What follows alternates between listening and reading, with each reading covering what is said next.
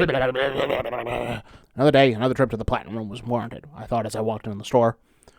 Stepping inside, I noticed all the usual cast characters, scattered around the room aimlessly. Then in the corner, I saw it.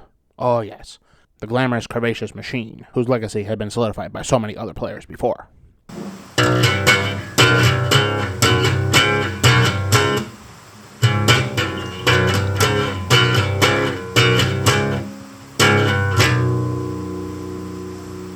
If for some reason you don't know what this glorious machine is, it is the famous, or infamous, Rickenbacker 4003 bass guitar. A direct replacement to the famous 4001 bass guitar from the 60s and 70s and 80s. Originally released in 1961, the 4001 became famous by so many other players. Paul McCartney, Chris Squire of Yes, Geezer Butler from Black Sabbath, even Cliff Burton from Metallica played a bastardized one with a Gibson EBO pickup. And let's not forget Lemmy Kilmister from Motorhead. His iconic tone of a Rick into a Marshall super bass amp with the mids cranked all the way up is nothing short of legendary. Even Geddy Lee from Rush, Phil Lynott from Thin Lizzy, and Glenn Matlock from the Sex Pistols have graced his bass's fingerboards.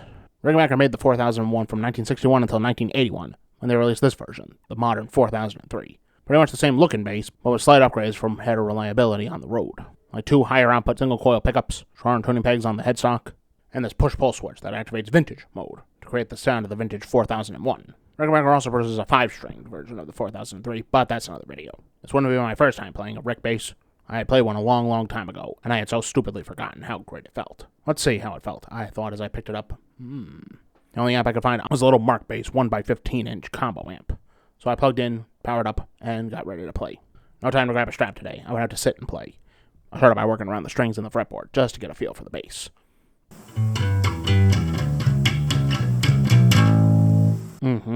That definitely feels good, I thought to myself from the first few notes. The Rickenbacker's lacquered fingerboard makes for a slightly different playing feel from, say, an unlacquered fingerboard on, say, a Fender P bass or jazz bass.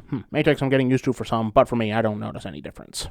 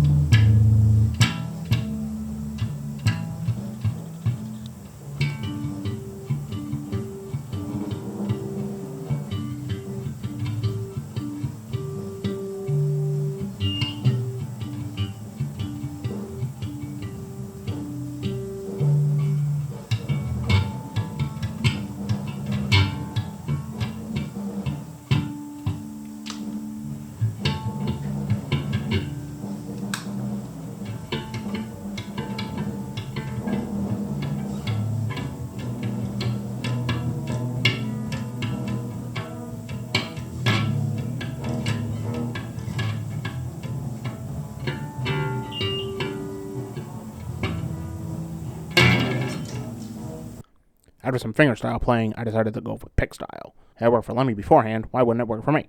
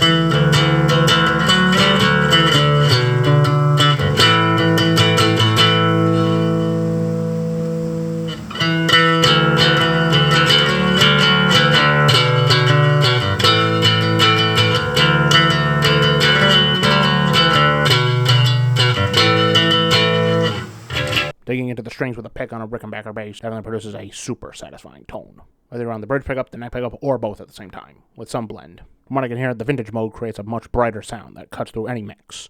So bass players that want to stand out, take notice. Try vintage mode instead of modern mode on your Rick bass. It was then I remembered, wait a minute, can you slap on a Rick bass? Can I even slap at all? I'd never tried before, but throwing caution to the wind, I decided to give it a whirl.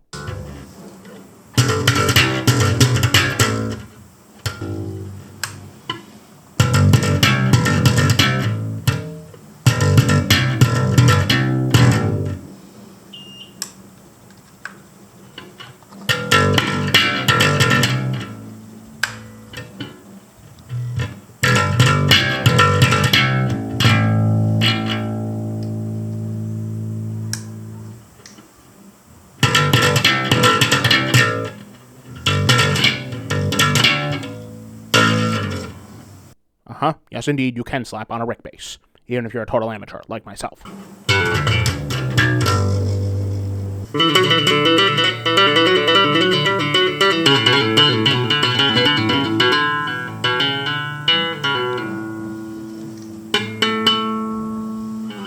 was around the time I remembered the dual outputs on the Rick bass, the Ricco sound, as it's known. That is when you plug into the standard jack, like I did. Both pickups go through that jack, and are controlled through the knobs and the pickup selector switch. When you plug both jacks in, this is where things get interesting. One pickup goes to one amp, the other pickup goes to another amp, or perhaps to the front of house directly. That way, if your bass amp goes down, you still have bass coming through the front of house. You'll be the envy of guitar players in that case. I couldn't test that out at the store, but I acknowledge it was a nice feature to have on a bass. Are there any drawbacks to the Rick bass? A few. This pickup cover definitely could get in the way if you're used to playing over the pickup, but that can easily be removed with just the help of a screwdriver. About the biggest drawback, though, is the price. Being made in the USA, it carries the USA-made premium. Oh, wow. That won't stop me from adding a Rick bass to my arsenal one day, however. As soon as I get the scratch, or I find a better deal, one of these beauties will be mine, just like those Les Paul Customs I reviewed. As a bit of due to the Rick, I wonder when that day would come. What day would I add one of these to my arsenal? Hopefully sooner rather than later. Anyway, bass players and guitar players alike, definitely try a Rick bass. Even if you're just a guitar player and you don't want to play bass, at least play one. You'll thank me later. Bye.